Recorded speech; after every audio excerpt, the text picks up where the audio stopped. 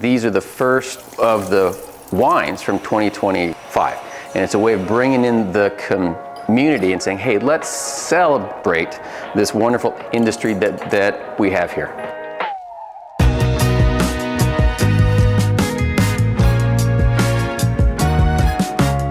Your idea? Ish. I mean, as the story It might have been. As the story goes, Rob was bored. Correct. So I'm getting my up and comings this year because I am not bored right now. Everyone else is done, and I am still going. So it's payback. Yeah, that's kind of what it all came down to. Is Rob called me up one day and said, "Hey, I was sitting around the winery, didn't have anything to do, and I thought, why don't we do this? What do you think?"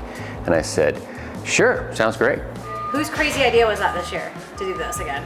I'm trying to remember. I suspect that Eric and Rob and I were all sitting around the pond and drinking wine one night, and I can't remember who said it, but we should bring that back. It's fun. We like science projects. We like doing things together. We love collaboration. How'd you get involved? I kind of begged. All the fruit came from Irvine Roberts. It's all Gamay Noir. Brian, Rob, Eric, and I all picked on the same day.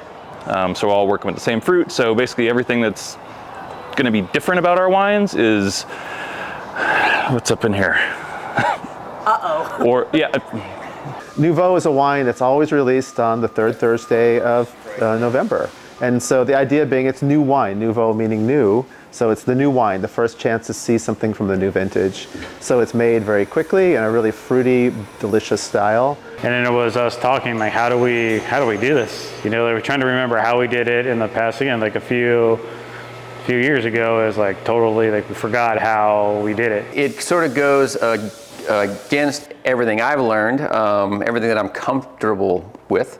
But yeah, we basically take the fruit in, throw it into a fermentation bin, chuck in a ton of dry ice, cover it, seal it up, and heat it. And then you just let the skins begin to break down slowly because of the CO2, and also the fermentation with the heat gets that fermentation going with the natural yeast which are already in there, and it sort of cooks, if you will. I had forgotten sort of how uncomfortable I was during the first time, and every time I would think about that, I say, "Oh, thank you, Rob." It's supposed to be really, really fruity and just easy to drink. It's supposed to be just a crowd pleaser. I mean, I don't know if we're allowed to say chuggable, but I think that's kind of what the idea is.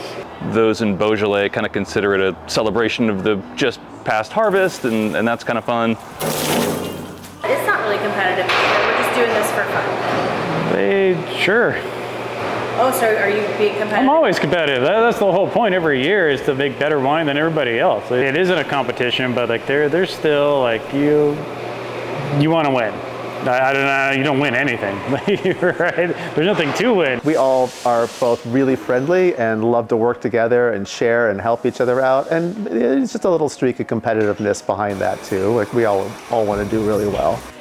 It's a pretty tight-knit crew around town, and you know, being able to do something that's kind of this unique, like everybody essentially doing the same thing in their own way, is going to be super fun.